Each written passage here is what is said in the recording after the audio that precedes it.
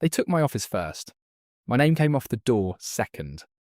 And on the night of the 40th anniversary gala, in front of 300 people, my father put a pen in my brother's hand. He told the whole room I was just the help. He said it smiling, warm, rehearsed, like a man announcing a merger, not erasing his own daughter. Trevor signed where the lawyer pointed. Flashbulbs went off. A woman behind me clapped like it was a wedding. I didn't clap. I fixed a $4,300 invoice error on my phone, under the tablecloth, while my father called my brother the heir. I didn't say one word. 6 months later, that same board voted 7-0 to take it all back. My father wasn't in the room to see it. Neither was the lie he'd built our family on for 30 years. But I'm ahead of myself. Let me take you back to the night it started. You need to see the quiet first. Then I'll show you what it built. My name is Rachel Conway. I am 41 years old. I did not raise my voice that night. I never have. The gala was in the old finishing room at the Matzinger Road plant. My grandfather built that room in 1986. We strung white lights over the concrete once a year and called it a ballroom. Underneath the linens, it was still steel. I liked that about it. Underneath everything at Conway, if you looked long enough, you found steel. I'd worked that floor for 15 years. Not the boardroom. The floor. I knew Ruben Ortiz ran the extrusion line. I knew his daughter had just started community college. I knew he took his coffee black because his wife made him quit sugar in March. I knew the tooling department's real headcount, the one that wasn't on the org chart, because I signed half their overtime myself. Friday nights, when nobody upstairs wanted to. I kept a green ledger, $6, from the office supply store. Every Friday after the plant closed, I sat at my kitchen table and reconciled the week by hand, line by line. Computers miss things people build into them on purpose. That Friday, 3 hours before the gala, I found a $4,300 error. A supplier invoice, already signed off by 3 people above me. On paper, not in practice. 2 of those signatures belonged to men who hadn't set foot on Matzinger Road since the Christmas party. I called the vendor myself. I got the credit issued before the caterers set the tables. Nobody at that party would ever know. That's the job. You fix the thing nobody sees. Nobody thanks you for the disaster that never happened. I don't raise my voice. I keep the minutes. That's not a threat. It's a description of a person. It happens to be a useful one to underestimate. The gala started the way it always did. My father, Howard Conway, working the room in a navy suit he'd owned since I was in high school. Shaking hands. Telling the story about his father pouring the first slab of that floor. With 3 employees and a bank loan nobody thought he'd pay back. Earl Conway had been dead 6 years by then. He still ran that room better than anyone standing in it. Everyone there owed him something, whether they knew it or not. At 8:15, the MC called for quiet. My father walked up onto a riser by the loading dock doors. He asked Trevor to join him. Trevor Conway is 36, my younger brother. For as long as I can remember, he's been the answer to a question nobody in our family ever asked out loud. Who gets to be the future? He walked up in a suit that fit better than mine. It should have. He had it tailored twice a year, in Chicago on the company card. I know that detail because I processed the expense report myself. 40 years ago, my father said into the microphone, "My father built something out of nothing on this floor. Tonight I'm proud to hand the next 40 years to the man who's going to carry it forward." He held up a heavy fountain pen, the kind you buy to make a moment feel like history. He set it in Trevor's hand. "He's the heir," my father said. I will hear that sentence for the rest of my life, exactly as he said it. Warm, easy, like he was doing me a favour by saying it in public instead of behind a closed door. "You just work here, Rachel. Somebody has to keep the lights on while he learns the vision." 300 people laughed. Not unkindly. The soft laugh people give a family joke. I smiled back. A real smile. Small and steady. It cost me nothing. It told the room nothing. I did not correct him. I did not remind anyone I'd walked that floor every working day for 15 years. Trevor rotated through 4 special initiatives that never touched a real number. I did not mention I'd caught 41 invoice errors that year alone. I know the count exactly. I write everyone down in the green ledger. Dated. In my own hand. My grandfather taught me that. Write it down before somebody else gets the chance to rewrite it. I clapped. Twice. The polite minimum. I picked my champagne back up and let my father's smile wash over the room like weather, because I already knew something none of them did. I knew what was locked in a plain oak desk on the 3rd floor of the Summit Street building. The founder's office.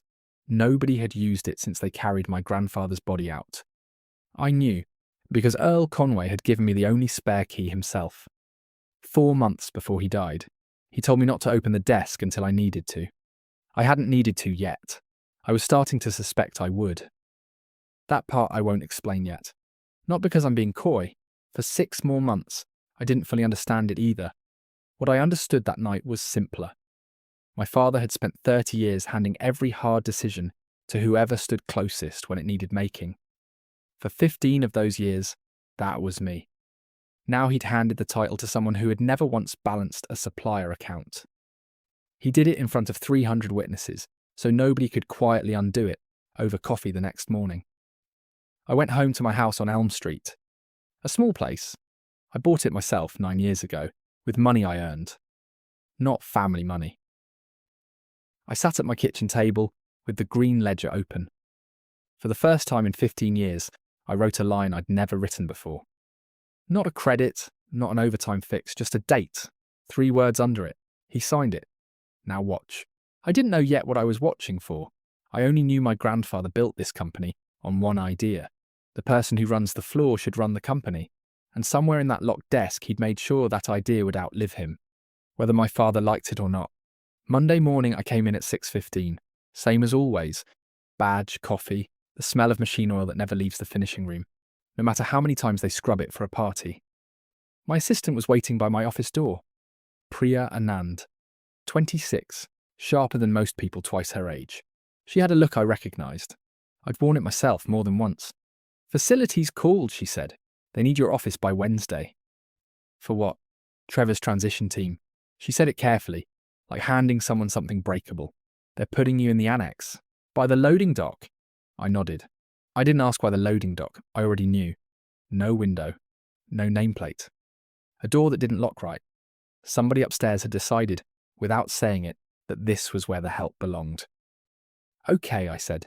"Leave the filing cabinet. I'll move the rest myself." Priya studied my face a second longer than she needed to. "You're not going to fight it." "I don't raise my voice," I told her. I meant it the way I always mean it. Not surrender. A description of exactly how I intended to win. I keep the minutes. She didn't understand yet what that meant. Neither would my father. Neither would my brother. Neither would the bank about to hand Trevor Conway a rope with his own signature, already tied to the end of it. I was still working it out myself, sitting in an office that would belong to someone else's transition team by Wednesday. A green ledger in my bag, a small brass key in my coat pocket that nobody at that gala had bothered to ask about.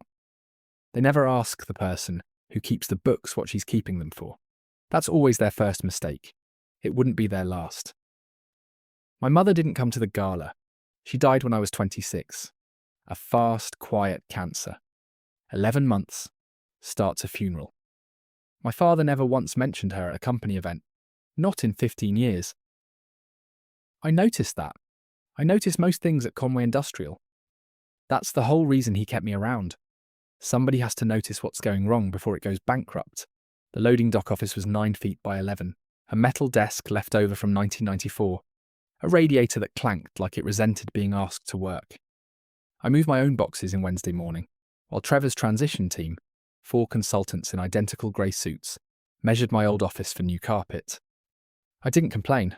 I locked the green ledger in the top drawer and walked the floor. The floor was still mine. Whether or not the door said so, Ruben Ortiz met me by the extrusion line. "They put you in the closet," he said. Not a question. "They put me somewhere with a door," I said. "That's more than some people get." He didn't laugh. Ruben doesn't laugh at things that aren't funny. 15 years, Rachel. 15 years you covered for that family. This is the thank you. I didn't do it for the thank you. True, I'd done it because somebody had to. A man named Earl Conway told me why 4 months before he died.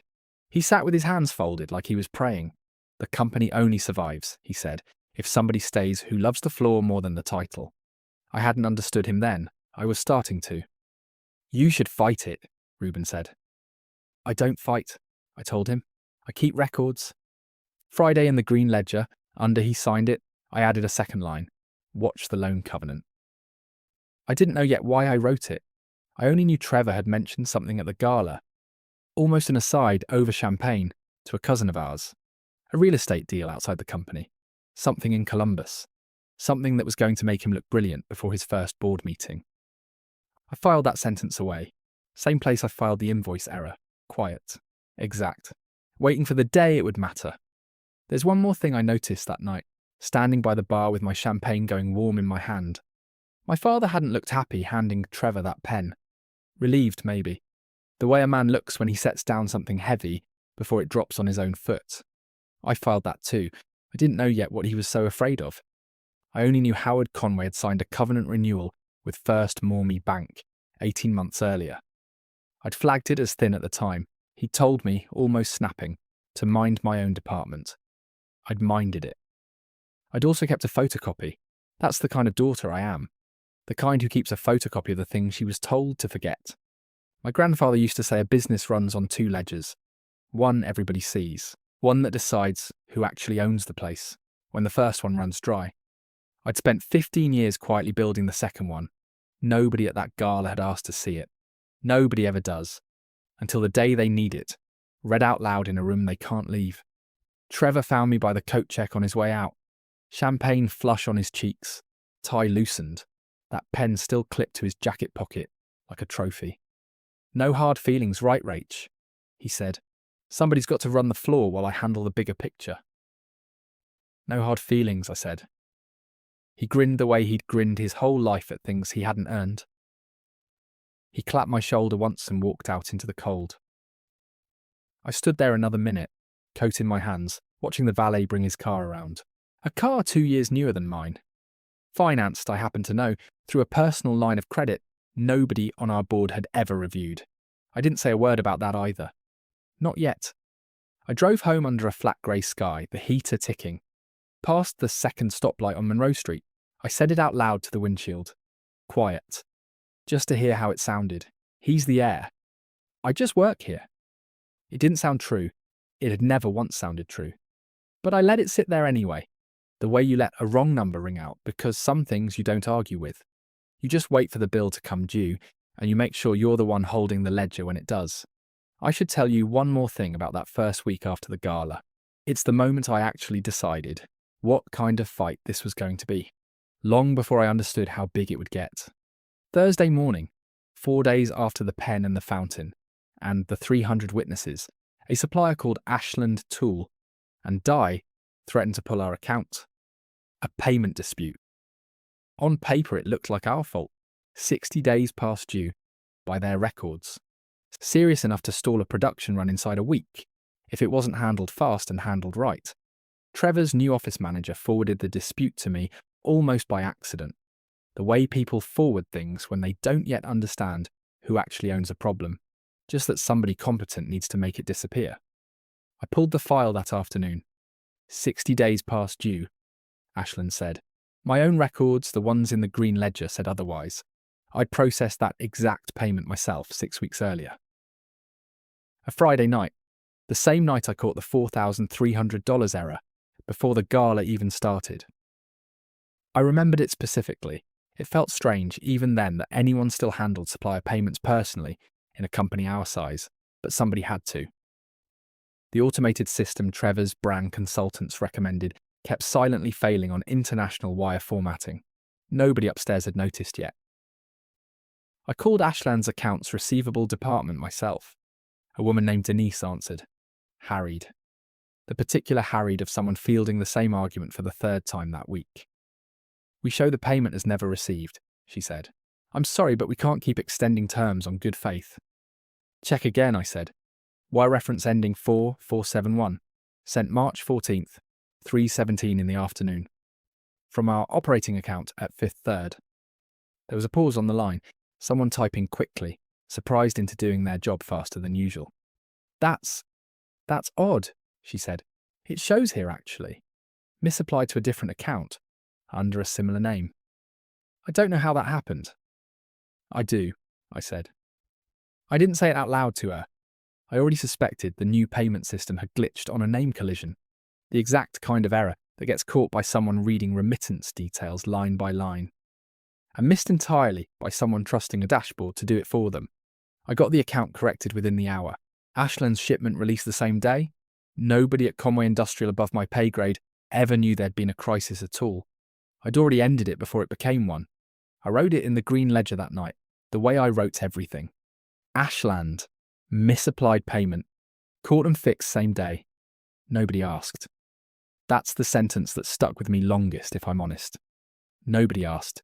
Not how I'd caught it, not how I'd fixed it, not whether that new system, the one Trevor's consultant sold the board on for a fee I'd already flagged as absurd, might be failing in other, larger ways nobody had thought to check.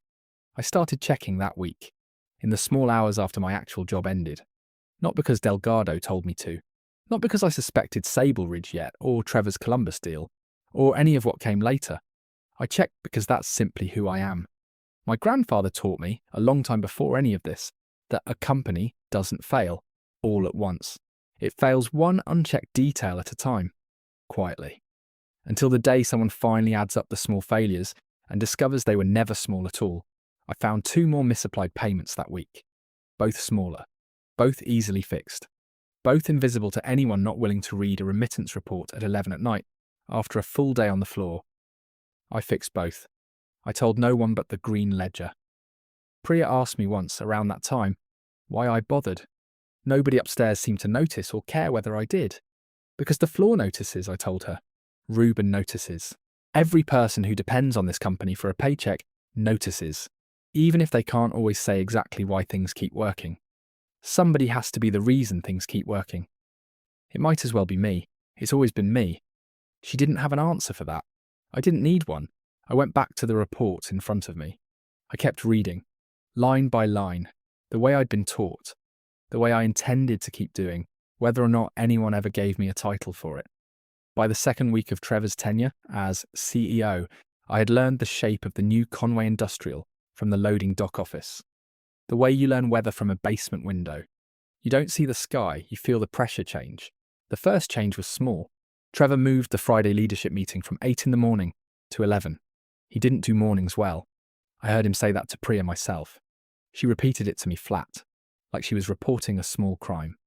The plant still opened at 6. The line crew still clocked in before dawn. Nobody moved their shift for the new CEO's mornings. That's not how a floor works. Trevor didn't seem to know that yet. The second change was bigger. It came dressed as good news. 3 weeks in, Trevor sent an all-staff email calling it Restructuring for Growth. A new brand consultant, a new logo, a 6-figure contract with a firm out of Chicago. As far as I could tell from the vendor file, that firm had never worked with a manufacturer before. I read the contract twice. $180,000 for what amounted to a new shade of blue and a tagline. I didn't say anything in the meeting. I wrote it in the green ledger that night. $180,000. Logo. Nobody asked the floor what they thought. My father, for his part, had mostly disappeared from Matzinger Road. He kept an office on Summit Street, downtown, with a river view and a secretary who guarded his calendar like a checkpoint. I used to see him twice a week. Now I saw him at the quarterly board dinner. That was it. When I asked Priya why, she just shrugged. Maybe he's tired, she said. I didn't think tired was the word. I thought the word might be scared, though I didn't have proof of that yet. I only had a covenant renewal from 18 months back, one I'd flagged as thin, and a father who told me to mind my own department when I brought it up. I started pulling old bank statements on my own time. Nobody asked me to.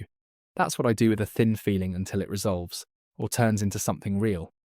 I still had a login to the treasury system nobody had revoked. Nobody upstairs remembered I had it. I set it up myself 6 years back, when the last controller quit without notice, and somebody had to keep the checks clearing. I found the first strange line on a Tuesday night. My kitchen table. The green ledger open beside my laptop like a second witness. A wire transfer, 4 months old. $310,000 out of a Conway Industrial operating account. Coded to consulting, Sable Ridge Partners. I didn't recognize the name, I looked it up. Registered in Delaware. 11 months old, one listed officer, Trevor Conway. I sat with that a long minute, Then I wrote it down. Sable Ridge, $310,000. Watch. I want to be honest about what I felt. It wasn't triumph, it was tired. 15 years of catching things nobody else caught. Here was one more, except this one had my brother's name on it, and my father's signature approving the wire. I didn't confront anyone. That's not how I work. I called Delgado instead. Arthur Delgado had been outside counsel to Conway Industrial for 30 years. He'd drafted contracts for my grandfather before I was born, back when the company was 3 men and a bank loan. His office sat 2 blocks from the courthouse, in a building with a brass elevator that groaned like it disapproved of you personally. I'd known him my whole life. He used to slip me peppermints from a dish on his desk. I was 6 years old, waiting for my grandfather to finish a meeting. "Rachel," he said, when I walked in without an appointment, "you look like your grandfather used to look." Right before he told me something I didn't want to hear. "I might be about to," I said. I told him about Sable Ridge, about the $310,000, about the loose covenant my father had told me to leave alone. Delgado listened the way he always listens, hands folded. He didn't write anything down until I finished. He'd learned long ago that people tell you more when you let them talk all the way through. "Does your father know you're here?" he asked. "No, does Trevor?" "No." He nodded slowly. "Your grandfather left instructions with me, Rachel. 14 years ago, when he restructured the ownership. I've been waiting a long time to see if I'd ever need to open that file. My chest did something I hadn't expected. Not fear. Recognition. Like a door I'd walked past 1,000 times, finally creaking open a half-inch. "What instructions?" I said. "Not yet." Delgado slid a legal pad across the desk. I made him a promise about the order things happening.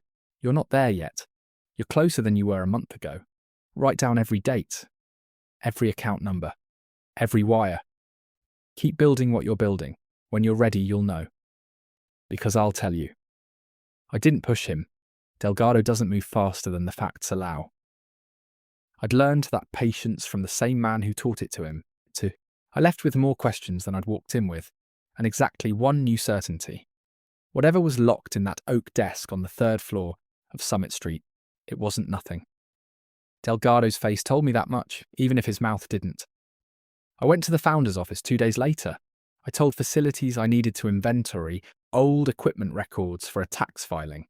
That was almost true. Conway Industrial did owe the county an equipment audit that quarter, and nobody else was going to do it. I let myself in with the small brass key that had lived in my coat pocket for 6 years. The room smelled like my grandfather. Pipe tobacco, though he'd quit the pipe a decade before he died. Old paper. The particular dust that settles on a room nobody uses. His reading chair still sat by the window, facing the river. Cracked leather. My mother had once threatened to reupholster it. My grandfather had threatened divorce over that, or something close. Back when the joke was still funny in our family. The oak desk sat where it had always sat. I ran my hand over the top before I opened anything. Then I went to work the way I go to work on everything. Methodically, drawer by drawer. Photographs of the original plant floor. 1986. 3 men standing in front of a building that was mostly a promise. A stack of old union agreements. A cigar box of pocket watches from his own father, who'd run a tooling shop before Earl ever poured a slab of concrete. In the bottom drawer, under a false panel I almost missed, I found a grey envelope. Sealed. My name written across the front, in my grandfather's hand. For the one who stays. I didn't open it. Not that day. I want to explain why. I've spent my life being the one who reads things carefully, who waits for the full picture before she acts on half of one. Something told me this envelope was the full picture, or close to it. Once I opened it, I couldn't go back to not knowing. I wasn't ready, not because I feared what it said, because I wanted solid ground under me first. Sable Ridge was still an open question. Delgado's file was still locked away. I wasn't standing on solid ground yet. I put the envelope in my bag next to the green ledger. I locked the founder's office behind me. I told myself I'd open it when I understood the rest. 3 weeks later, the rest started arriving on its own. It came from Trevor, oddly enough, at a family dinner my father insisted on hosting at his house on Kenwood Boulevard. The kind of dinner where everyone performs normal for 2 hours over a pot roast nobody particularly wanted. Trevor had 2 glasses of wine before the main course, One more than usual for him. Somewhere around the second glass, he got expansive. The way people get when they want credit for something they haven't earned yet. You should see what I've got cooking outside the company, he said, to no one in particular, though he was looking at me. He'd always liked an audience that didn't applaud easily. Real estate, Columbus, mixed use, retail on the ground floor, residential up top, the kind of thing people write case studies about. Sounds ambitious, I said. It is. He topped off his glass, took some capital to get it moving. Bridge financing's a beast right now. It's temporary, though. Once it stabilises, it pays for itself 10 times over. My father at the head of the table went very still. Not visibly, the kind of stillness you only notice if you've spent 15 years watching him for exactly this. Bridge financing from where? He asked. Too casual. Private lender, Trevor said. Nothing to worry about, Dad. I've got it handled. I looked at my plate and said nothing. I already had a name for that private lender, or at least a name for the shell that had received $310,000 out of our account 11 months earlier. I was starting to understand something, the kind of thing you can't unknow once you see it. Sable Ridge Partners wasn't consulting anybody. It was a construction loan wearing a business casual name. I drove home that night thinking about the grey envelope in my bag, for the one who stays. My grandfather had written that years before any of this happened, before Trevor's flip, before the gala, before my father's covenant, and his fear and his sudden convenient tiredness. Earl Conway had seen something coming, a long time before I did. I still didn't open it, but I stopped putting it away in the far drawer at home. I kept it on my kitchen table, next to the green ledger, where I could see it every night while I worked. Waiting felt different. Once I understood, it wasn't waiting anymore. It was loading. Priya found me in the loading dock office the next morning with 2 coffees and a look on her face I'd learned to read fast. You need to see this, she said, and set a printout on my desk. An accounts payable exception report, the kind nobody reads unless something's already gone wrong. 3 flagged invoices, all coded to Sable Ridge, all approved by Trevor's new signature authority, none of them run through procurement. How long has this system been letting him do that? I asked, since the board gave him signing authority at the gala. Priya's voice stayed level, but her jaw was tight. Nobody set a spending limit, Rachel. He can move anything under $1 million without a second signature. I looked at the number at the bottom of the report. $310,000, plus 2 more transfers I hadn't found yet on my own. $95,000. $140,000. All in the last 5 months. All to the same Delaware shell with 1 listed officer. Print me a clean copy, I said. Dated. 2 copies. 1 for the file. 1 for Delgado. Priya didn't ask why. She'd worked for me 18 months. She already knew what it meant when I asked for 2 copies of anything. I'd stopped waiting to see what would happen. I'd started building the record of what already had. I want to back up a little, because there's a scene I skipped that matters more than it seemed to at the time. 2 weeks after the gala, Trevor called an all-plant meeting on the finishing room floor. The same room they'd strung with white lights for the party. This was before I'd found the first strange wire. Before Delgado, before any of it. He wanted to introduce himself as CEO to the line crew directly. On paper, that sounded like exactly the kind of gesture a good leader makes. I stood near the back with Priya, arms crossed, watching him try to find his footing on a floor he'd visited maybe a dozen times in his life. I know some of you have worked here longer than I've been alive, he said. True enough. But in that room, it landed less like humility than like a man reading a script somebody else wrote for him. I want you to know my door's always open. Reuben stood near the extrusion line, arms folded. Which door? He said, quiet enough that only the men nearest him could hear. You've never once used the one down here. A few people laughed. Careful laughter. The kind that dies fast in a room where everyone's still deciding how safe it is to have opinions about the new boss. Trevor either didn't hear it or pretended not to. He pressed on into a speech about operational excellence and unlocking synergies. Phrases that meant nothing to men who spent their days keeping a machine from taking somebody's hand off, if the tolerances drifted. I watched Priya's face during that speech. She had the particular stillness of someone cataloguing every word for later. The same stillness I probably wore constantly, and had simply stopped noticing in myself. He doesn't know a single name in this room, she murmured. Not one. She was right.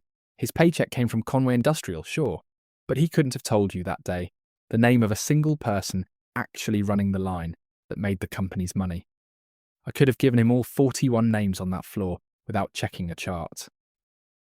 I'd learned everyone the hard way, over 15 years, by showing up. After the meeting, Trevor found me by the loading dock, flush with what he clearly believed had been a triumph.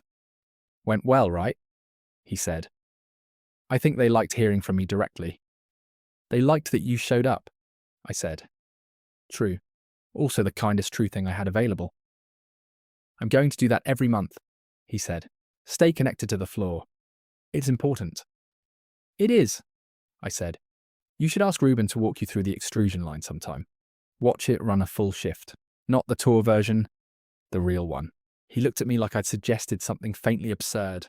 "I've got board decks to build, Rach. I can't spend a whole shift standing around a machine." I didn't push it further. Some lessons you can't hand a person. They have to walk into the wall themselves, eventually, and find out how hard it actually is. I went back to my metal desk and wrote it in the green ledger that night. A small entry, easy to overlook next to the dollar figures that would come later. He doesn't know the floor. He thinks knowing is optional. It wasn't the only early sign. 2 weeks after that, Trevor eliminated the Friday safety walkthrough. A 15-minute ritual my grandfather started in 1991, after a near miss on the tooling line. Trevor called it a symbolic gesture, slowing down output. I fought that one quietly, through channels. Got it reinstated within a month, after a genuine near miss on the same line proved, with unfortunate timing, exactly why the walkthrough existed. Trevor never publicly admitted he'd been wrong. He just let the good decision quietly creep back in sideways. I don't tell you this to make him sound cartoonishly incompetent, because he wasn't, not entirely. He had genuine charm, real intelligence, a facility with people in rooms that mattered less than he thought they did. What he lacked wasn't intelligence, it was time on the floor, the specific, unglamorous kind of time that teaches you which machines lie about their own tolerances, which people you can trust to tell you the truth about a bad batch before it ships. I'd had 15 years of that time. He'd had, by my counting, maybe 40 total hours in his entire adult life. Some people call what I did next patience. I've always thought of it as just paying attention to what people tell you about themselves, and believing them the first time, instead of waiting for them to prove it twice. I didn't hand Delgado the accounts payable report right away. I sat with it first, the way I sit with everything. A number on a page means nothing until you understand the shape behind it. 3 transfers. $310,000, $95,000, $140,000, $545,000 total, out of Conway Industrial in 5 months, into a Delaware shell with 1 listed officer. I wrote the total in the green ledger in red ink, which I never use because red ink is for things that are already bleeding. I started watching Trevor more closely after that. Not obviously. I've never once in my life confronted anyone by accident. I watched the way you watch a machine that's starting to run hot, listening for the sound before the part actually fails. He came by the loading dock office twice that month, which was twice more than he'd visited in the previous 6. The first time he leaned in the doorway, hands in his pockets. He looked around at the metal desk and the clanking radiator like he was touring a museum exhibit. "You could ask facilities for a better space," he said. "I'd sign off on it." "I'm fine here," I said. "Close to the floor. Suit yourself." He glanced at the green ledger on my desk. Closed. Unremarkable. The kind of object nobody looks at twice. Still doing the whole handwritten thing. Dad always said you were the last person in America who still balances a checkbook. "Somebody has to," I said. He laughed. Easy the way he laughs at things that don't threaten him. "You know what I like about you, Rach? You never change. Whatever happens up top, you're still down here counting paper clips." I smiled at him. The real one, small and steady. "Somebody has to count them," I said. "Otherwise you don't notice when they go missing." He didn't catch it. That's the thing about Trevor. He's never once in his life had to listen for the second meaning in a sentence, because nobody's ever made him pay for missing one. The second visit was different. He came in tighter, jaw working. He asked, almost too casually, whether the Treasury system flagged large wires automatically, or whether someone reviewed them by hand. "Depends on the account," I said. Why, no reason. Just making sure our systems are current. He left without sitting down. I wrote that visit in the ledger too. He's checking who's watching. That was the week I finally handed Delgado the accounts payable report. Copies of the wire confirmations too. The Delaware filing for Sable Ridge Partners. He read through all of it without a word. That's how he'd always read what I brought him. When he finished, he set his glasses on the desk and looked at me a long moment. "You understand what this is," he said. "I understand what it looks like. It looks like your brother pledged, or is about to pledge, company assets. To cover a personal real estate exposure he can't afford to lose." Delgado said it plainly. No theatre in it. He never has any. If that's what this is, it's not a governance problem, Rachel. It's a fraud problem. It puts the entire credit facility at risk. First Mormy's covenant almost certainly restricts this kind of related party transfer. I felt something settle in my chest. Not relief. Confirmation. The particular stillness of watching a suspicion turn, finally, into a fact you can stand on. "What do I do?" I asked. "You keep building the record," Delgado said, "and you let me do something I should have done 6 months ago." He opened a drawer in his own desk, an old wooden one, nothing like the grey metal furniture everywhere else in that building. He pulled out a thin file with my grandfather's initials on the tab. "Your grandfather restructured Conway Industrial's ownership in 1986, the year he opened the Matzinger plant. He didn't just build a company, he built a voting trust around it. A voting trust. 38% of the company's shares, the controlling block, don't sit with any one heir. They sit in trust. Earl structured it that way on purpose. He told me in this exact office that he didn't trust bloodline to pick the right person. He trusted character. He wanted the trust to name whoever actually ran the floor when the time came, not whoever happened to be born into it." I sat very still. "Who's the trustee?" "That's the part I've been waiting to tell you," Delgado said. "The instrument names a successor trustee by role, not by name. Whoever demonstrably runs daily plant operations at the time of any triggering event. Your grandfather updated the language himself 11 years ago, specifically so it couldn't be gamed by a title on an org chart. It has to be the real thing, not the paper thing." I thought about the grey envelope sitting on my kitchen table. "For the one who stays. There's a letter," I said. "In his desk, addressed to me." Delgado didn't look surprised. "He told me he'd leave you something, when the time was right." "I never asked what it said. That was between the two of you." He closed the file. "I can tell you this much, though. If that envelope confirms what I think it confirms, and Sable Ridge is what it looks like, you're not simply an employee who got passed over at a gala, Rachel. You may already, functionally, control this company. You just don't know it yet. Nobody's triggered the mechanism. What triggers it? A default, a breach of fiduciary duty by the sitting officer, a material hit to the company's credit, caused by that officer's own conduct." Delgado looked at me over his glasses. "In plain terms, Rachel, if Trevor pledges company stock to cover his own exposure, and it trips First Mormy's covenant, he'll have handed you the trigger himself, with his own signature." I drove home that night, past a diner on Monroe, where I still ate lunch with the line crew twice a week, past the county records office, where I'd once spent a whole Saturday looking up easements nobody asked me to look up, past the plant itself, dark except for the security lights over the loading dock, my loading dock, my office with no window. I sat in my driveway a long time before I went inside. When I finally opened my front door, the grey envelope was still on the kitchen table. Exactly where I'd left it, next to the green ledger. I didn't open it that night either.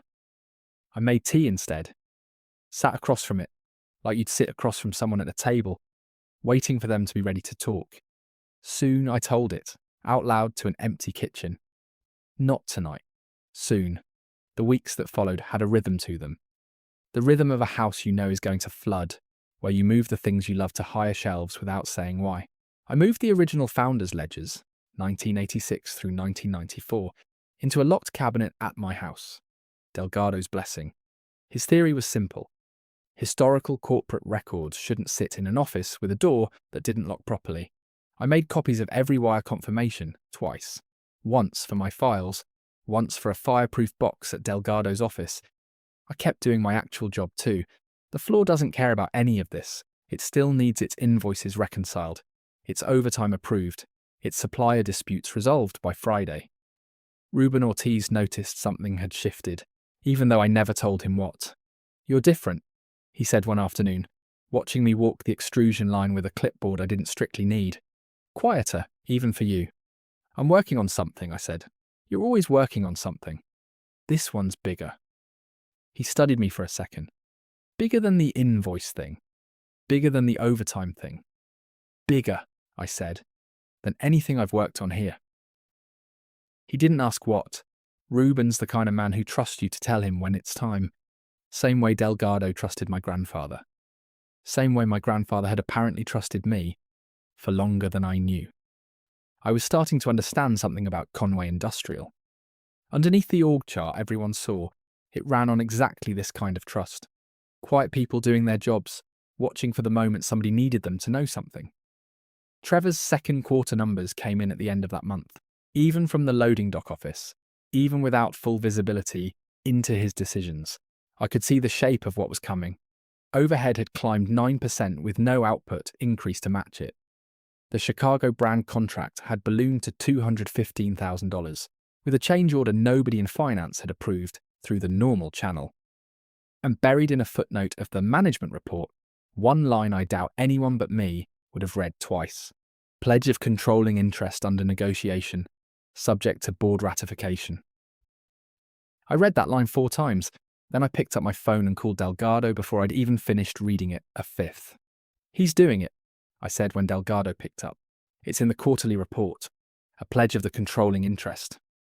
There was a pause on the line, the kind Delgado only allows himself when something matters enough to slow down for. "Then it's time," he said. "Bring me the envelope, Rachel. It's time to open it." Before I drove to his office, I made one stop. My father's house on Kenwood Boulevard. Unannounced. A Tuesday evening.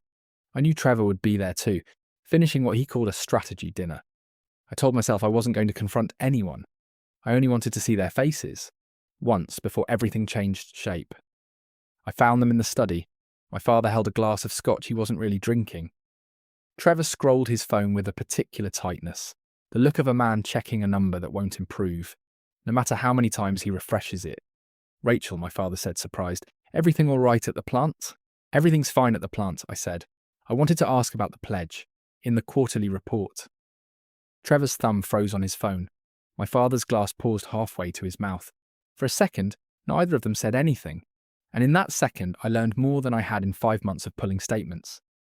"That's routine financing language," Trevor said too fast. "Nothing's finalised." "Whose collateral is it?" I asked. Calm, level, the way I ask about everything. "It's complicated," my father said. "It's usually complicated right before it's simple," I said. "Simple enough for a bank to call it." Neither of them answered that. I didn't press further. I'd learned what I came to learn. My father already knew. He'd already decided not to stop it, the same way he'd decided not to stop 100 smaller things over 30 years. Stopping things had never been his strength. Mine was. I said goodnight. I drove straight to Delgado's office, the grey envelope on the passenger seat. For the first time since my grandfather handed me that brass key, I didn't feel like I was waiting for anything anymore. I need to tell you about the auditor, because he mattered more than I understood at the time. His name was Walter Kessler, a contract CPA the company used twice a year for routine reconciliation. Careful, unremarkable. He'd worked for Conway Industrial 11 years without once raising his voice about anything. Probably why nobody upstairs paid him much attention. I called him myself 2 days after my conversation with Delgado. I asked him to trace every wire coded to consulting expense over the last 2 fiscal years. I didn't tell him why. Walter didn't ask. That's the kind of company Conway Industrial has always been, underneath the family drama on the executive floor. Quiet people who do the job because the job matters, whether or not anyone above them explains the reason. He called me back 4 days later, a Tuesday. He asked if he could come to the loading dock office instead of sending the report by email. "That bad," I said. "I'd rather show you in person," he said, which told me everything before he even sat down.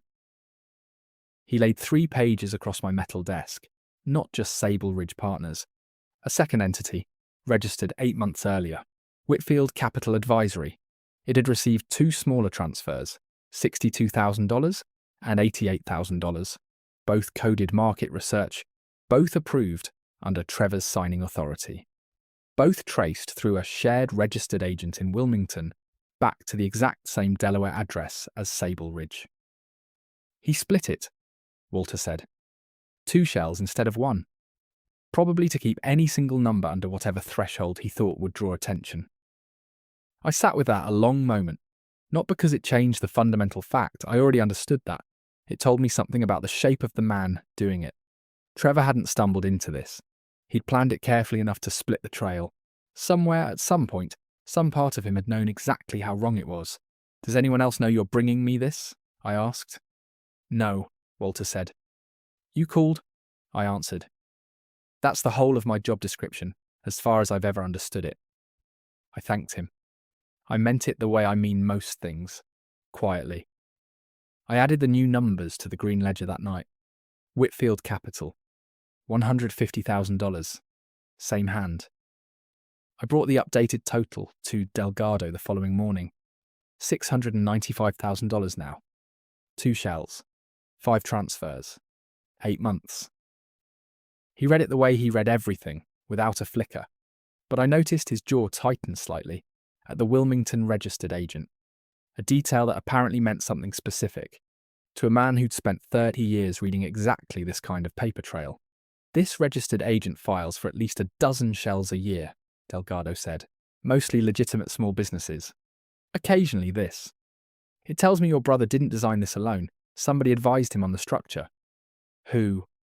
I don't know yet, Delgado said, but I intend to find out. If there's an advisor helping Trevor hide a financing structure from his own board, that advisor may have done the same for other families in this town. That's a problem bigger than Conway Industrial. That thought sat uneasily with me all week. The idea that Trevor hadn't stumbled into a single bad decision, that it was a service somebody quietly offered to men exactly like him. Men who inherited authority they hadn't earned and needed a professional to help them cover the gap. I didn't chase that thread myself, that wasn't my fight. My fight was smaller, contained inside one family, one company, one green ledger. Priya noticed the pattern of my late nights before I told her anything concrete.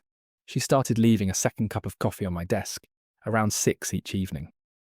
Without a word, the kind of small, unasked-for kindness that tells you someone has already decided which side of a fight they're standing on, before they even know the details. You don't have to do that, I told her once. I know, she said. I'm doing it anyway. That night, driving home, I thought about the floor and what it already knew that the boardroom didn't. I understood something, maybe for the first time fully. I had already won what no board vote could ever grant me. A floor that already knew the truth. The paperwork was just catching up. Delgado's office at 8 at night looked different than it did in the daytime. Quieter. The brass elevator groaned the same. The hallway lights were half off. His desk lamp threw a small gold circle over the blotter, like a spotlight waiting for something to walk into it. He'd made coffee neither of us wanted. Some habits outlast their purpose. You don't have to open it here, he said. You can take it home. I've waited long enough, I said. I'd rather know, with someone in the room who already understands what it means. He nodded and sat back. He gave me space the way you'd give a person space at a hospital bedside.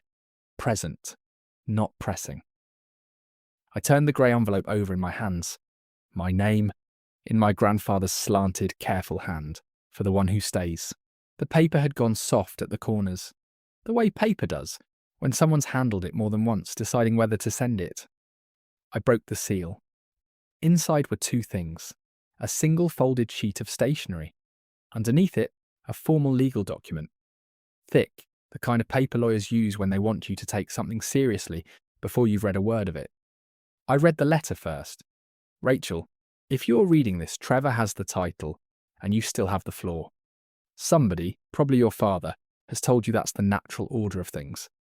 It isn't. I built this company. I get to decide what natural means here. I watched you for 15 years before I wrote this. I watched you catch a shipping error at 19 that would have cost us a customer we needed. I watched you learn every machine on that line, not because anyone asked you to, but because you couldn't stand not knowing how something worked. I watched your brother learn how to charm a room. which is a fine skill, and not the same skill. I love him.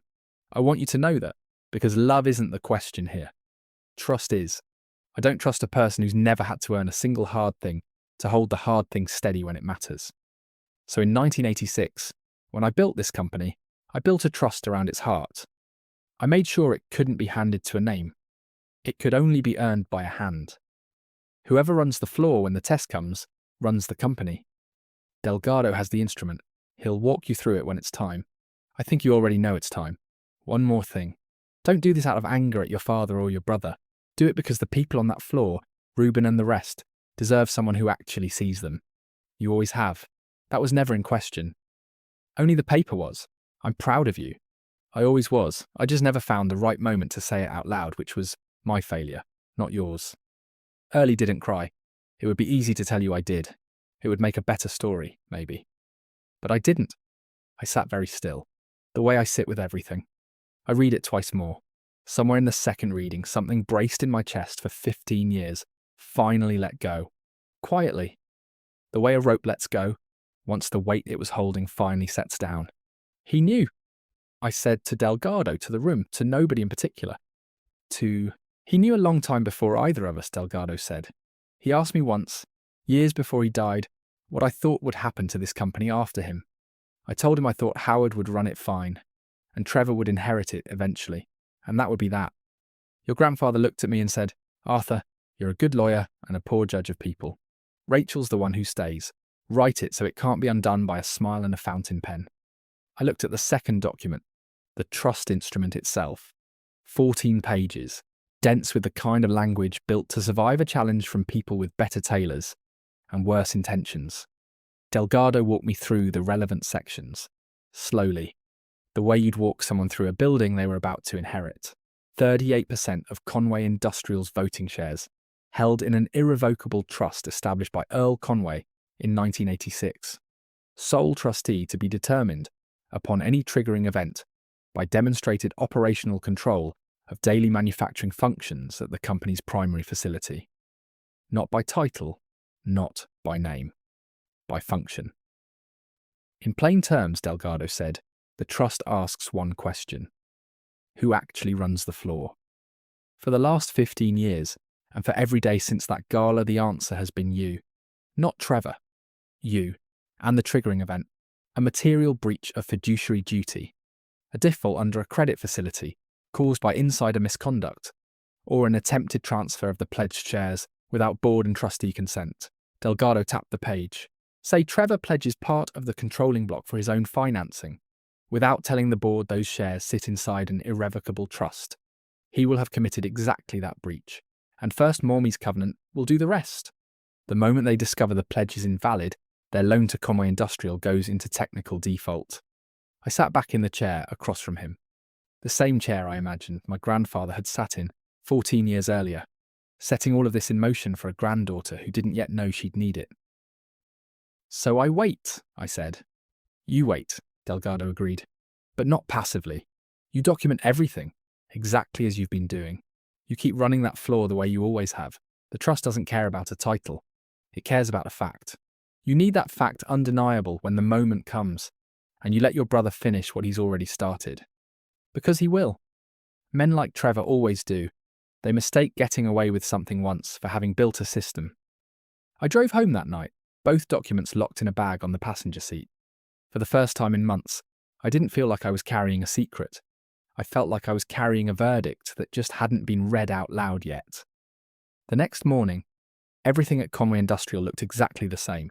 That's the strange thing about the moment your whole life changes. Nobody else can see it. Ruben was on the extrusion line at 6:15, same as always. Priya had my coffee waiting, same as always. Trevor's transition team was still measuring my old office for a second round of carpet samples, unsatisfied with the first. My father's calendar, when I checked it out of habit, still had him marked out of office 3 days that week. No reason given.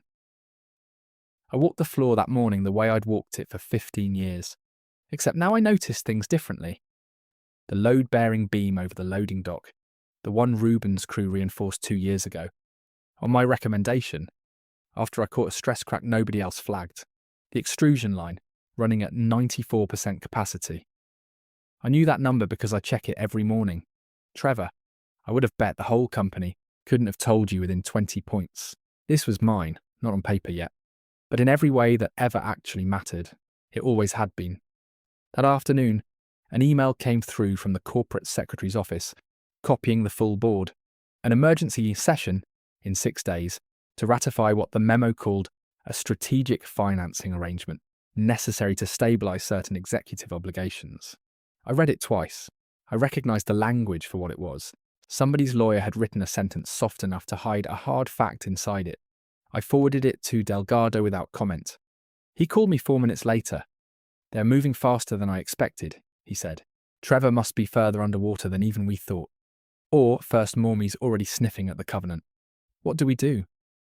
We do exactly what your grandfather built us to do," Delgado said. "We show up. We let them present their arrangement. And when they're finished performing for the room, we read one document out loud." I looked down at the green ledger, open on my kitchen table. The line I'd written 5 months earlier, still visible in my own handwriting. He signed it. Now watch. 6 days, I thought. 6 days, and everyone in that room would finally understand what they'd been standing on the whole time. What they called mine to manage. What they called his to own. I spent those 6 days the way I spend everything. Quietly, methodically. I didn't tell Reuben what was coming. I noticed him watching me more closely, though. The way you watch a kettle you suspect is close to boiling. I didn't tell Priya either. On the 4th day, I asked her to pull a complete org chart. Every department head, their direct reports current as of that week. No explanation given. For the board meeting, she guessed. For after it, I said.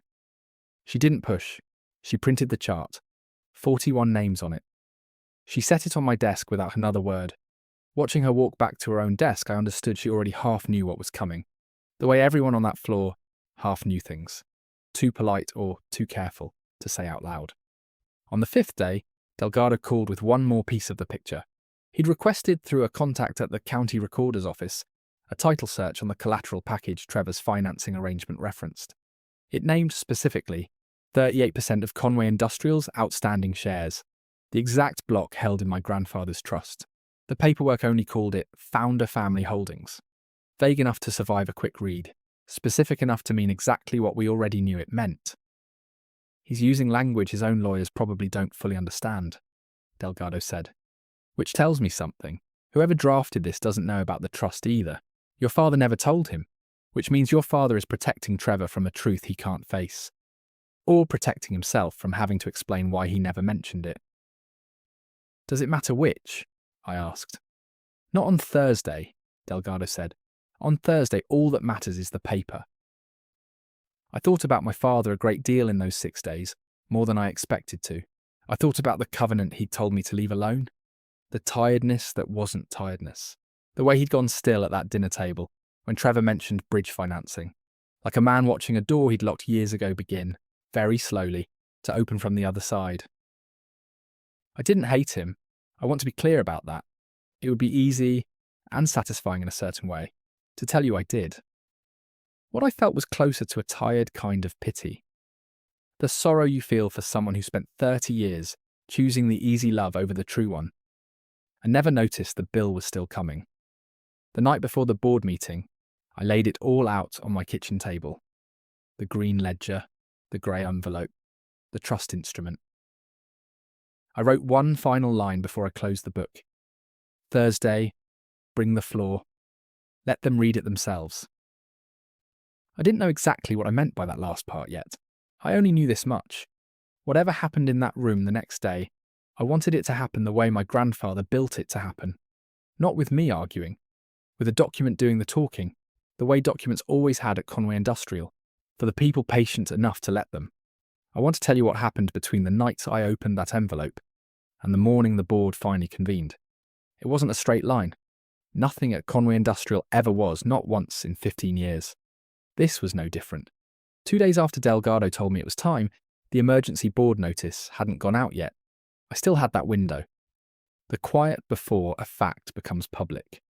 I used it the way I use every quiet window. I kept working. I walked the floor. I signed overtime. I reconciled Friday's cash position in the green ledger, like the world hadn't just tilted on its axis 2 blocks from the courthouse. Trevor showed up at the loading dock office again on the second day. This time he didn't lean in the doorway, making small talk about paper clips. He sat down across from my metal desk uninvited. For the first time since I'd known him as an adult, he looked genuinely uncertain of himself. "Something's off," he said. "Dad's been weird all week. Won't take my calls before 10. Keeps saying he needs to think." "Think about what?" I asked, though I already knew. "The Columbus deal. My lender's getting antsy. Wants more assurance before they release the second draw." He rubbed his jaw. "I told them the company's backing it. That should be enough.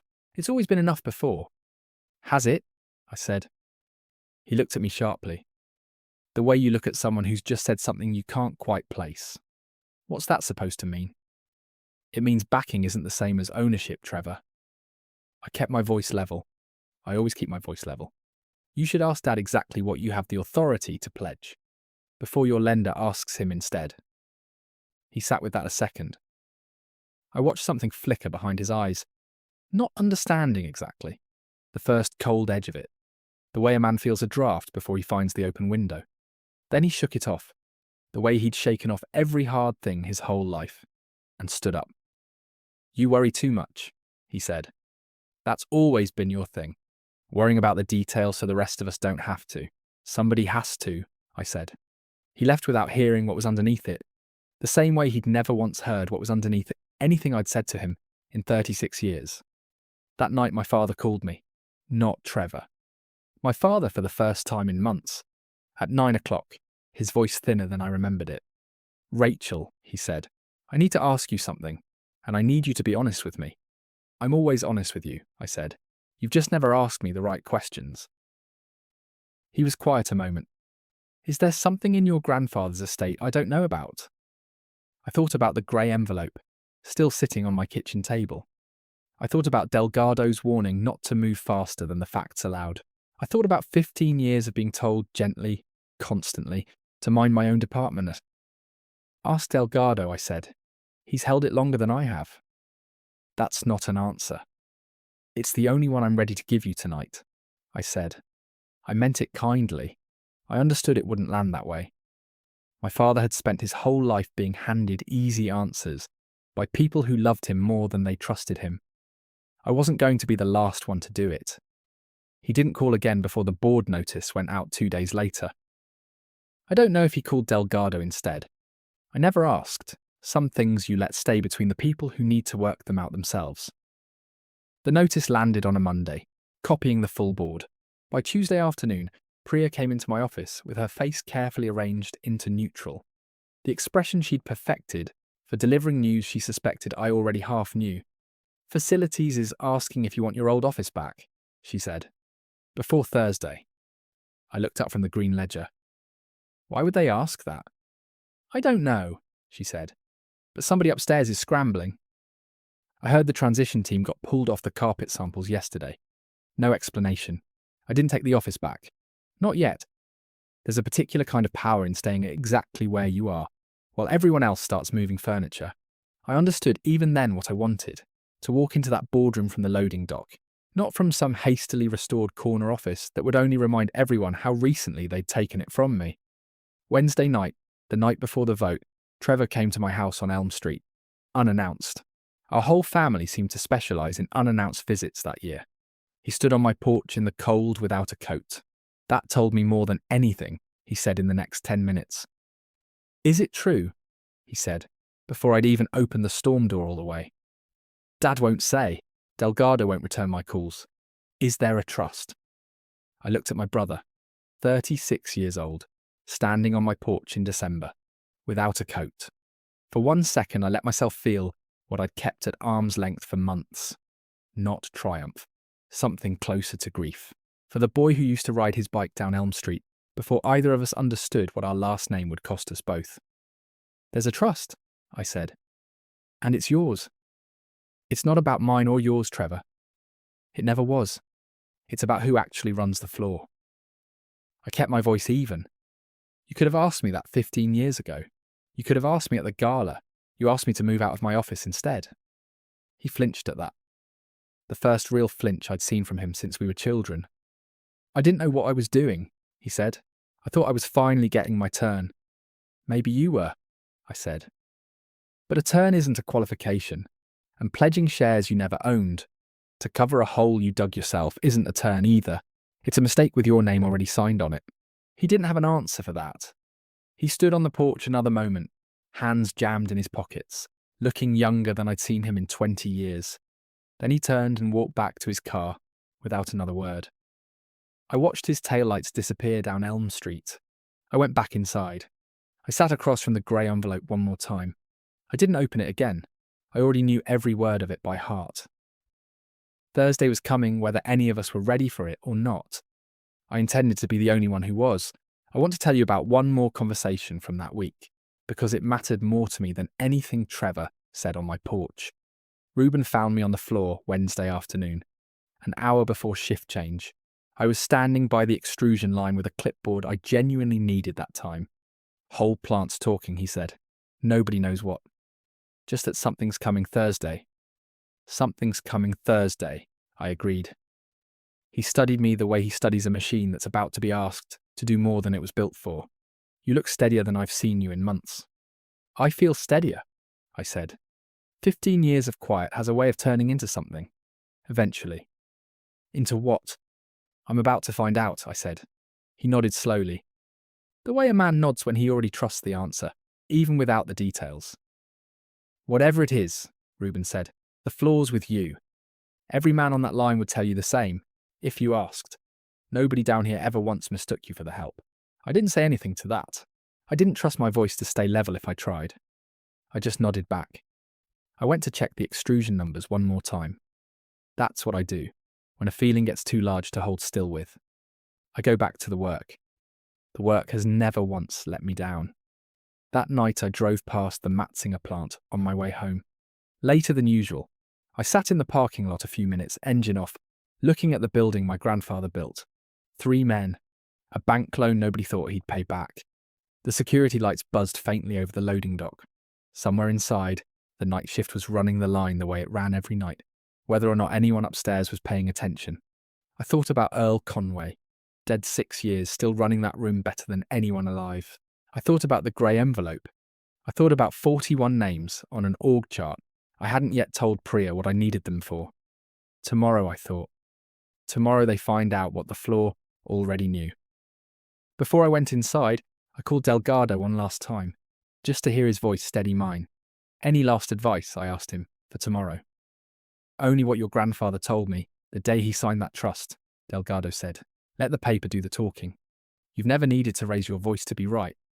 Don't start tomorrow. I wasn't planning to, I said. I know, he said. That's exactly why it's going to work.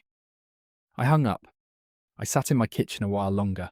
The green ledger closed in front of me, the grey envelope beside it. For the first time in 6 months, I let myself imagine the room the next day, the way it might actually go. Not with triumph, just with the truth, finally standing where it belonged. In front of the people who'd spent 30 years walking past it. Thursday morning I woke at 5, an hour before my alarm. That's how you wake on the day of something that's been circling your whole life. I made coffee. I laid the green ledger, the grey envelope, and the trust instrument out in a neat row on my kitchen table. I read my grandfather's letter one more time.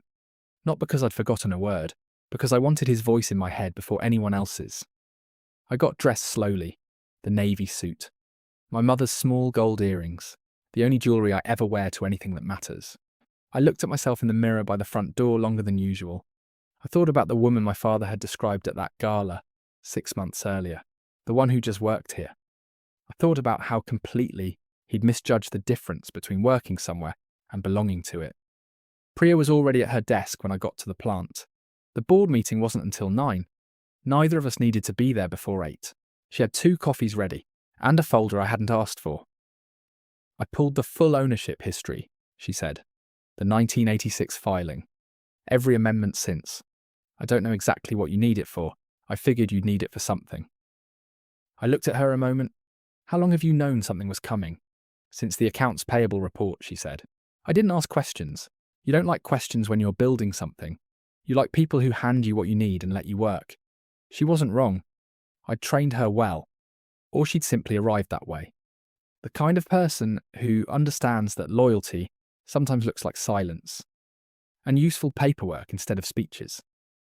Thank you, I said, and I meant it more than those 2 words usually carry. I walked the floor one last time before driving to Summit Street. Ruben's crew was midway through the morning run, the extrusion line humming at its usual pitch, machine oil thick in the cold air near the loading dock doors. A few of the men nodded at me as I passed. I nodded back. Nothing about it looked any different from 1,000 mornings before it. That was the strange privacy of the whole thing. Whatever was about to happen upstairs, down here it was still just a Thursday, still just steel and noise, and the satisfaction of watching something get made correctly. I found Ruben by the loading dock, checking a pallet manifest against a delivery that had come in light the day before. Big day, he said, not looking up. Might be, I said. He looked up then. You nervous? I thought about it honestly because Ruben deserved an honest answer. Always had. No, I said. I've done the hard part already. Today's just paperwork catching up to 15 years of work. He almost smiled at that, which for Ruben Ortiz counted as an outright laugh. Go on then, he said. We'll keep the line running, we always do. That's the sentence I carried into the car, more than any legal phrase Delgado had rehearsed with me the night before. We'll keep the line running, we always do. My grandfather had built this company on exactly that sentence, whether he ever said it aloud or not. Driving downtown, heater ticking, my mother's earrings catching the morning light in the mirror. I understood something. Whatever the board decided in the next 2 hours, the floor had already decided a long time ago. Delgado met me in the lobby at 8:15, as promised. Same grey suit. His old leather briefcase looked like it weighed more than paper should. He looked at me a moment, the careful, assessing look of a man checking whether the person in front of him was actually ready. Not just saying she was. You look like your grandfather, he said. The morning he opened this building's original loan paperwork. Steady, a little tired, entirely certain. I feel about the same, I said. Good, Delgado said. That's exactly how you should feel. Walking into a room to collect something that's always been yours. We rode the elevator up together in silence, the kind that doesn't need filling. When the doors opened onto the executive floor, I saw my father standing near the boardroom entrance. Alone. No aide beside him. No coffee in his hand. Just a man standing outside a room he'd chaired for 30 years. Looking for the first time in my whole life, like a visitor, in his own building. Rachel, he said. Dad. We stood there a moment, in a hallway that had seen every important decision this family ever made. Good and bad, generous and cruel. I watched him search for something to say that might undo 6 months, or 15 years. However far back he wanted to measure the debt. Whatever happens in there, he said finally, I want you to know I'm not going to fight it. I should have told everyone the truth about that trust the day my father died. I didn't. That's on me, not on you. I looked at him. This man who raised me, who also in the same breath of a life, spent 30 years choosing the easier child over the truer one. To my own surprise, I didn't need him to suffer for it. I only needed him to stop pretending it hadn't happened. I know, I said. That's enough for today. He nodded. Something in his shoulders loosened slightly. The way a man's shoulders loosen when a debt he's carried a long time finally gets acknowledged, even if it isn't yet paid. Trevor arrived 4 minutes later. Alone, no outside counsel walking beside him this time, which told me something had shifted overnight. He looked like a man who hadn't slept. Tie slightly crooked. The leather folio under his arm, held a little too tightly. Rachel, he said. Trevor. I talked to my lender this morning, he said, quiet enough that only I could hear it. Told them to pause the second drawer. Whatever's about to happen in there, I don't want to make it worse by pretending I don't already know what it is. I studied my brother's face a long moment, looking for the easy charm that had carried him through 36 years, without ever once having to reckon with a hard thing. I didn't find it. What I found instead looked almost like the boy on my porch 2 nights earlier, standing in the cold without a coat, finally out of angles to play. That's the first useful decision you've made in 5 months, I said. I meant it without cruelty, the way you'd tell someone the truth you hoped might actually help them. He almost laughed, a small broken sound. Fair, he said. The corporate secretary opened the boardroom doors at 8:55. I walked in last, behind my father, behind Trevor, behind Delgado. I took the seat I'd been quietly entitled to for years and had rarely bothered to use, the far end of the walnut table, the one my grandfather once called the only furniture worth the money. A company's decisions, he said, deserved a surface that would outlast them. I set the green ledger on the table, closed, unremarkable. The same worn $6 notebook it had always been. Nobody at that table understood yet what it represented. They would within the hour. The room filled. 7 board members took their seats.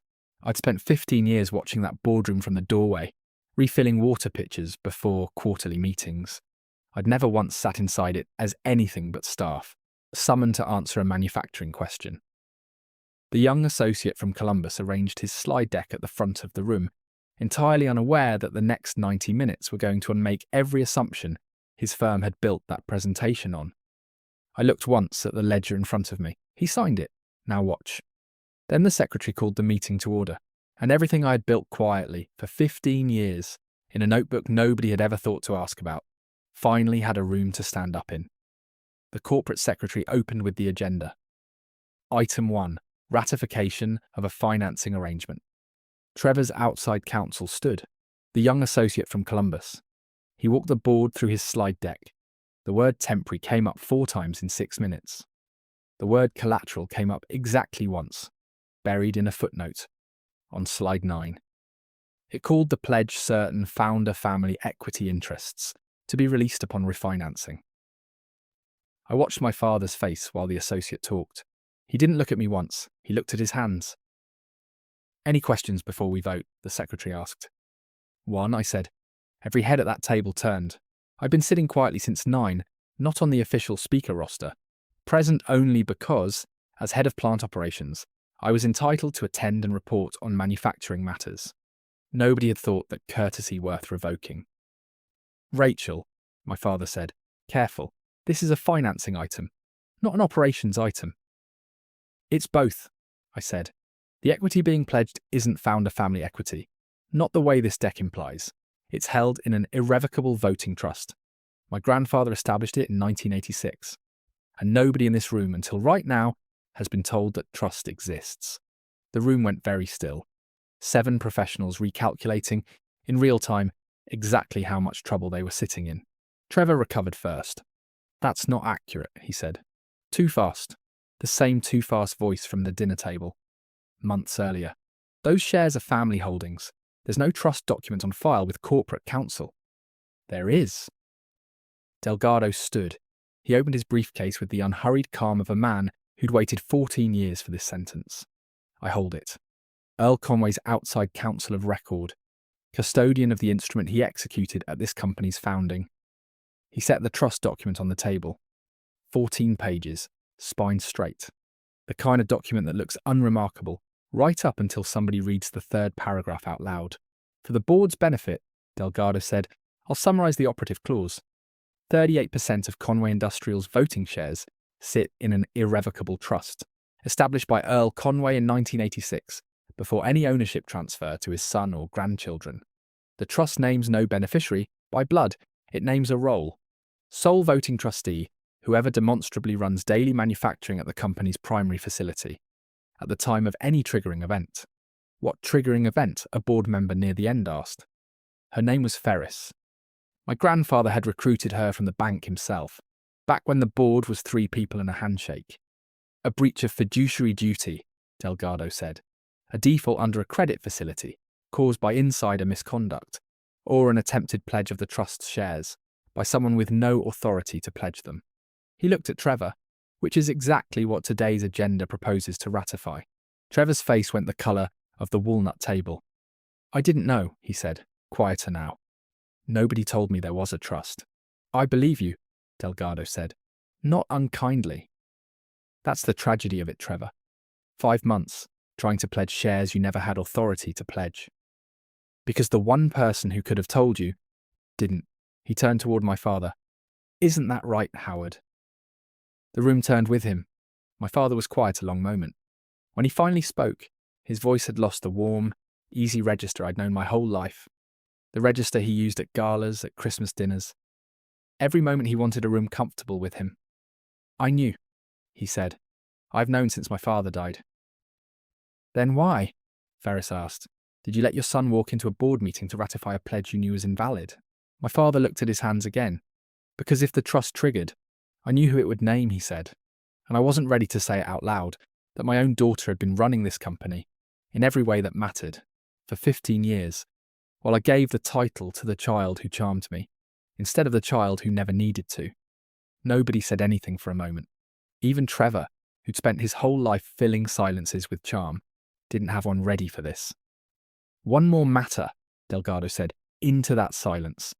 First Mormy's covenant on this company's operating line restricts any pledge of controlling equity without the bank's written consent.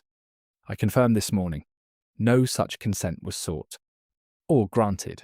Which means, regardless of today's vote, the pledge as structured triggers a covenant default the moment it's recorded.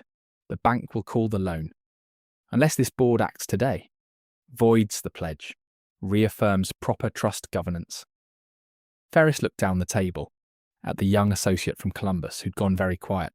Did your firm review the covenant language before drafting this? He didn't answer. That, on its own, answered it. The secretary called for a motion. Ferris moved to void the pledge and recognised the 1986 trust as controlling. A second came from a board member I barely knew. An older man named Castellano, who'd sat on that board longer than I'd worked at the company and had said almost nothing in every meeting I'd ever attended. Until that morning. Earl would have wanted this read into the record decades ago, he said. Second the motion. 7 hands went up. All 7. Even my father's. Slowly.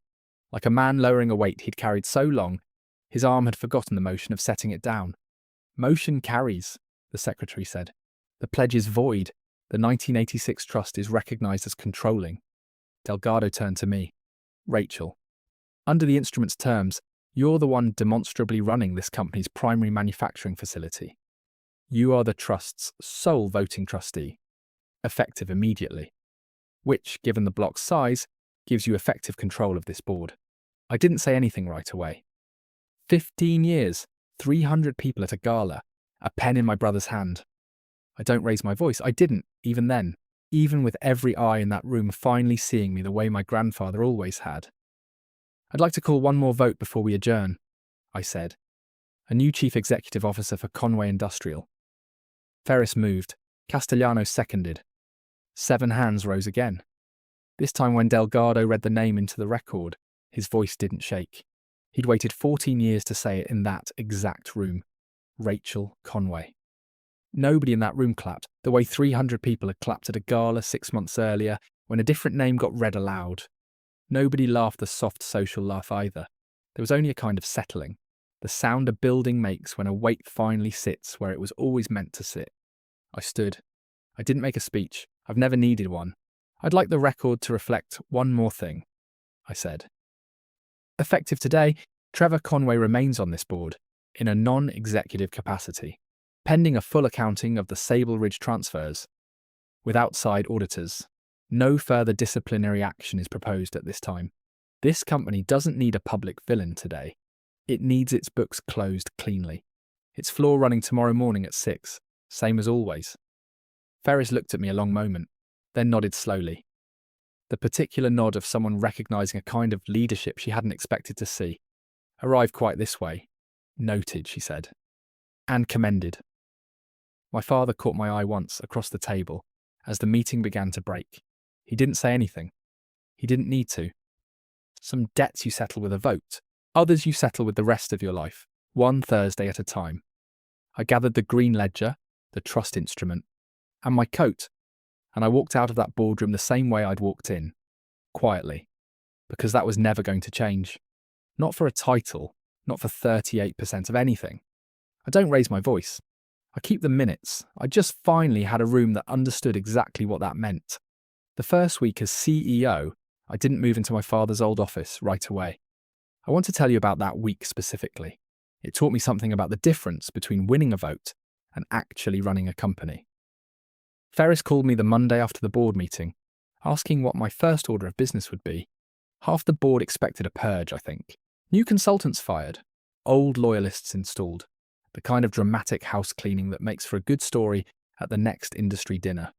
I didn't do any of that.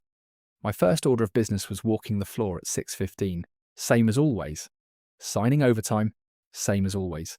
The extrusion line doesn't care who holds the trustee paperwork. It only cares whether somebody shows up and keeps it running. Priya asked me, that first Monday, what she should call me now. Ms. Conway, she said, testing it. Or Rachel, or... Rachel, I said. That hasn't changed. Only the door did. She smiled at that, the first real smile I'd seen from her in months. She went back to her desk. Watching her go, I understood something. The people who'd actually kept this company alive during the worst 6 months of its history didn't need a new title to know who I was. They'd known the whole time. The board just finally caught up to what the floor had always understood. I should tell you what happened to Delgado too. He deserves more than a footnote in his own story. He stayed on as outside counsel, the way he had for 30 years. I offered him a seat on the board itself, formally, at the first meeting I chaired as CEO. He turned it down. I've spent my whole career being the person who reads the instrument out loud, he told me, over coffee in his office. The peppermint dish still sat on his desk, decades after I'd stopped being 6 years old and reaching for one. I'm better as the man who holds the paper than the man who votes on it. Some roles you keep, Rachel, because you're good at them, not because they come with a bigger chair. I understood that completely. I'd spent 15 years in a role nobody thought came with a chair at all. It turned out to be the only one that mattered. Ferris asked me, a few months into my tenure, why I hadn't pushed harder for some public reckoning with Trevor. A resignation, a lawsuit, something with teeth the shareholders could point to. I thought about that question a long moment before I answered, because it deserved a real answer, not a reflexive one. My grandfather built this company on the idea that people can be wrong and still be worth keeping. I said, Trevor was wrong, badly, expensively wrong. But he's also my brother. Punishing him publicly wouldn't have made the floor run any better. It would have just given 300 people something to gossip about at the next gala. I'd rather give them a company that still makes something real. Ferris didn't argue with that. She just nodded, the way she'd nodded at the board meeting. I understood something. This too was part of what my grandfather built into that trust, without ever writing it down. Not just who gets to run the company, what kind of person runs it, once they do.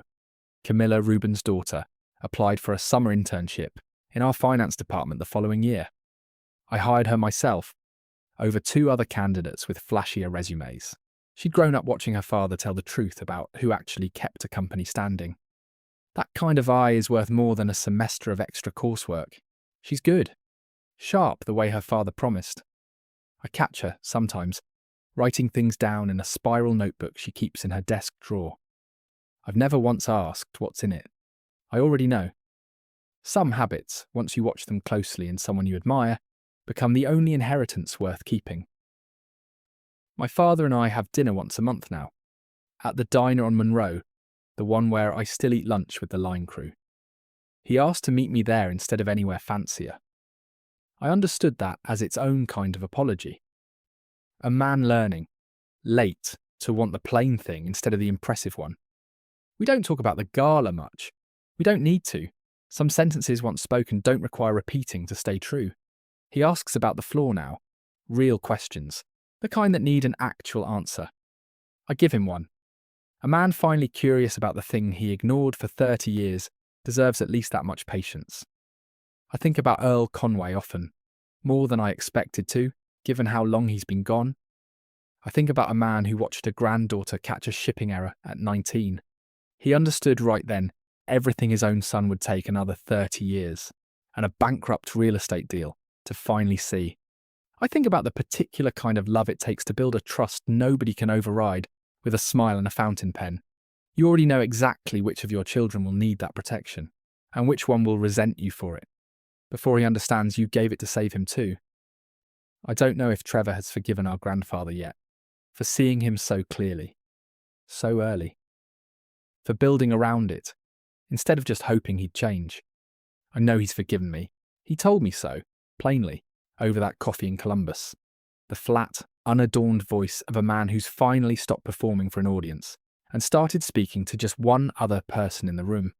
I used to think being the favourite meant I'd won something, he said. Turns out it just meant nobody ever taught me how to lose gracefully, because nobody thought I'd need to. You're learning now, I said. Late, he said. Late's still early, compared to never, I told him. He almost laughed.